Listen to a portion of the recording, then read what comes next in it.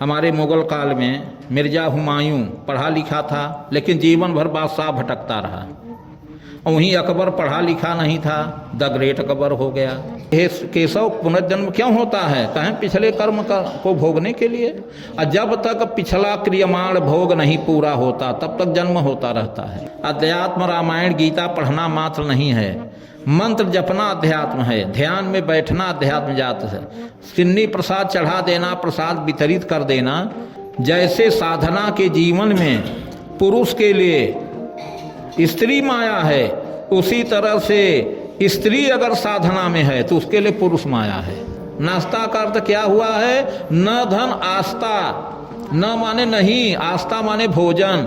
ऐसा भोजन हम कर रहे हैं जो करना नहीं चाहिए।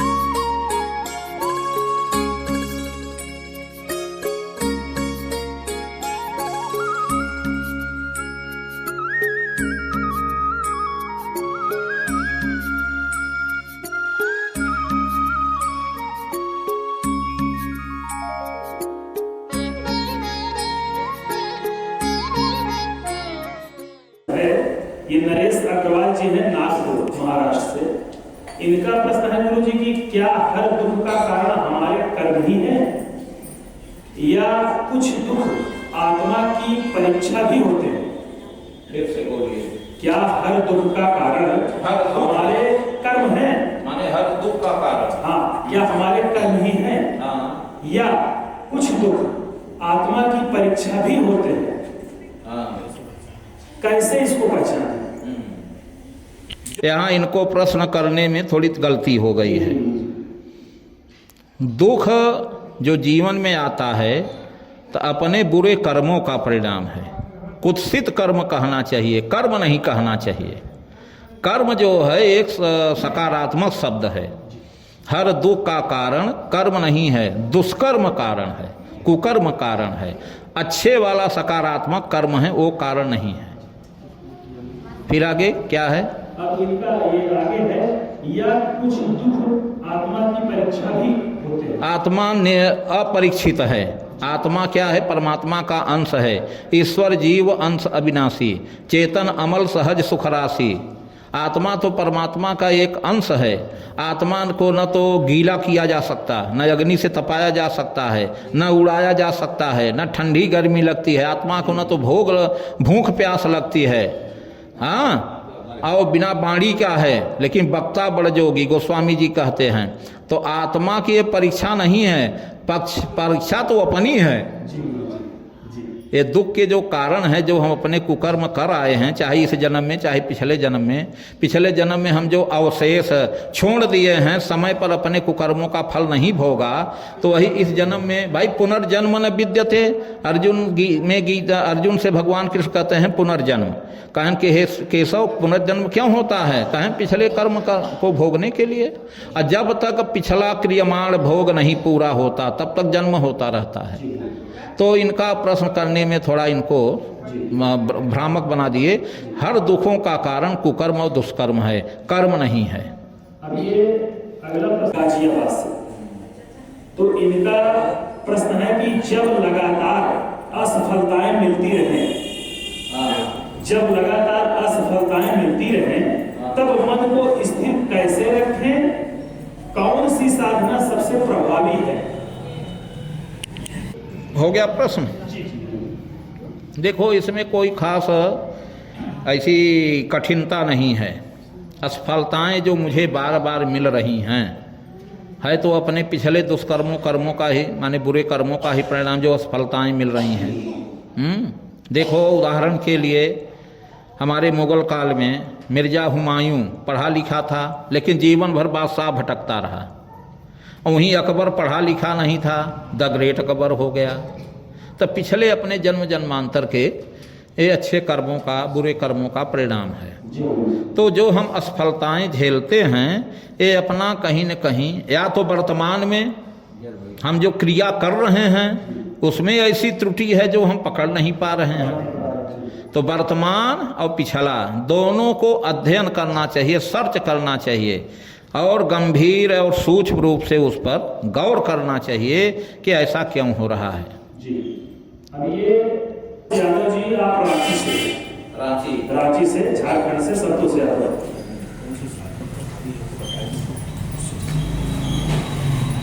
करे कि सफल हो गए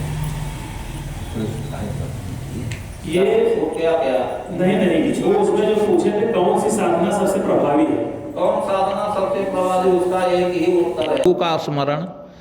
एक ही साधे सब सधे, हाँ अध्यात्म।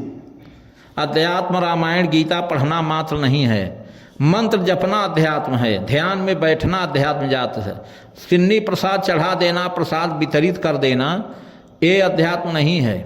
जैसे आपको नहा धुल लेते हो तो भोजन करते हो, ऐसे प्रभु को सिन्नी प्रसाद ये व्यवस्था है, उनका भोजन है। इसी को अगर पूजा मान लिया, इसी को आप अध्यात्म मान लिया तो धनीराम शास्त्री का जो उदाहरण बताया वही दशा होगा। भाई हमने भागवत पुराण के कली धर्म वर्णन में पढ़ा है, बचपन में पढ़ा था, उसमें 6 में पढ़ रहा था, उसमें आया था कि कलयुग में भी साधक लोग रोगी होंगे। क्यों रोगी होंगे? यही कारण है, खान पान उनका दूषित हो जाएगा, अपरिभय माने समय काल के अनुसार उनका खान पान सही नहीं रहेगा तो दो रोगी होंगे। माने भोजन आहार विहार में विपर्य, व्यतिक्रम। हाँ, अब आजकल व्यतिक्रम आम बात है। पहली बात तो हम लोगों के बचपन में फूट रहे, खीरा रहे, ककड़ी रहे, खा लेते थे, एक टाइम बीत जाता था। चना भूना हुआ है या बजरी भिगोई हुई है, खा लेते थे।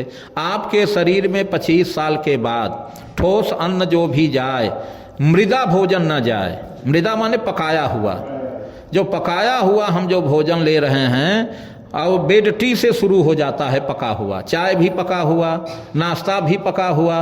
नाश्ता का नाम ही रख दिए, जो हमारे यहाँ पूर्वज जलपान कहते थे अब उसको नाश्ता कह रहे हैं। नाश्ता का अर्थ क्या हुआ है? न धन आस्था, न माने नहीं, आस्था माने भोजन। ऐसा भोजन हम कर रहे हैं जो करना नहीं चाहिए। तो शब्दों का ये वास्तविक अर्थ है, लेकिन हम आप आज इन सब चीज़ से ध्यान नहीं देते, इसलिए जीवन दुखी है। और जब दिनचर्या हमारी दुखी है तो हम स्वस्थ नहीं रहेंगे तो कहाँ अध्यात्म, कहाँ अपना घर का काम, फिर किसी में मन नहीं लगेगा और काम बिगड़ेगा। इसलिए अपने कर्मों को अपने दिनचर्या में खोजना चाहिए कि त्रुटि कहाँ हो रही है। अगर ये पहचान आ जाए तो कोई समस्या नहीं आएगी। अब ये संतोष यादव जी का अंतिम प्रश्न है। रीना गुप्ता जी आप वाराणसी से, रीना गुप्ता आप वाराणसी से, बनारस से। अच्छा, इनका प्रश्न है गुरु जी कि समाज में जागरण कैसे आएगा? समाज में जागरण कैसे आएगा? क्या एक व्यक्ति का बदलना भी पूरे समाज को बदल सकता है? आज का जो विषम परिस्थिति है समाज की, जो आजकल समाज में मर्यादा भंग हो गई है, और जो कुछ है 1-2-4% वो भी भंग करने होने की कगार पर है। ऐसे विषम परिस्थिति में तो एक व्यक्ति का बदल जाने से पूर्णतया समाज में परिवर्तन तो नहीं होगा, लेकिन एक बात है, जो व्यक्ति जो बदल चुका है वो जहाँ रहेगा वहाँ अगल बगल लोगों पर उसका प्रभाव रहेगा, माने आंशिक बदलाव होगा। इस तरह से विषम परिस्थिति के लिए तो हम समझते हैं कि हर गांव में, हर जिला में, हर तहसील में आध्यात्मिक एक व्यक्ति हो जाए तभी पूर्णतया बदलाव संभव है, अन्यथा पूर्णतया बदलाव संभव नहीं है। आंशिक थोड़ा प्रभाव तो देखने में आएगा, आंशिक, लेकिन पूर्ण नहीं आएगा, जो इस समय परिस्थिति है।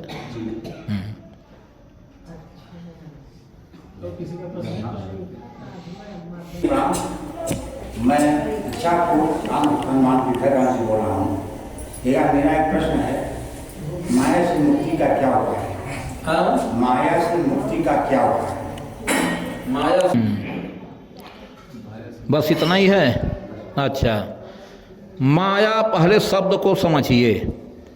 माया का जो हम अर्थ लेते हैं, आजकल जैसे कहते हैं कि नारी शरीर ही माया का रूप है, कहते हैं ना, आजकल तो यही सब मानने लगे हैं। जैसे साधना के जीवन में पुरुष के लिए स्त्री माया है, उसी तरह से स्त्री अगर साधना में है तो उसके लिए पुरुष माया है। और माया का वास्तविक अर्थ जो है, माँ माने नहीं, या माने जो है ही नहीं, अर्थात जिसका अस्तित्व है ही नहीं, केवल हम भ्रम में जी रहे हैं, उसी को माया नाम दे दिए हैं। मानस में इसीलिए लिखा है, मैं अरु मोर तोर तय माया, जा बस कीन्हे जीव निकाया।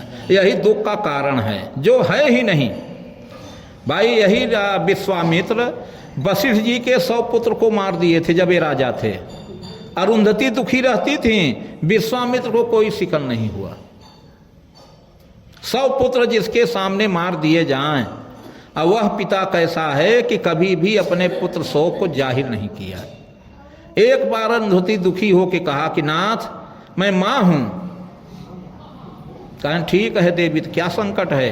कहें 100 पुत्र क्यों मार दिए गए, आप निश्चिंत क्यों हैं? कहें देवी, ये 100 पुत्र जो हैं ये गंधर्व थे पिछले जन्म में। ये गंधर्वों का राजा था विश्वरथ, जो आगे चल के ब्रह्मर से विश्वामित्र हो गए। इसको 100 गंधर्वों ने मिलकर के अपने राजा को मारा था छल से। इसलिए बदले भाव से इस जन्म में इसको मौका पाया, इन 100 का वध कर दिया। क्यों कर दिया?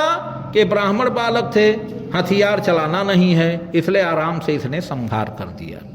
इसलिए देवी, सब अपने कर्मों का फल है, इसलिए मैं निश्चिंत हूँ। जब ऐसी कहा तो तब से अरुंधति शांत हो गई।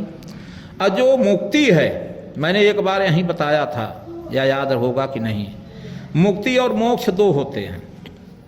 मुक्ति मोक्ष एक नहीं है। आप भजन करते हुए मोक्षगामी हो जाइए तो परमात्मा के यहाँ आपको पार्षद बना दिया जाता है। पार्षद माने दरबार में रहने लायक, मंत्री कहिला या कुछ कहिला।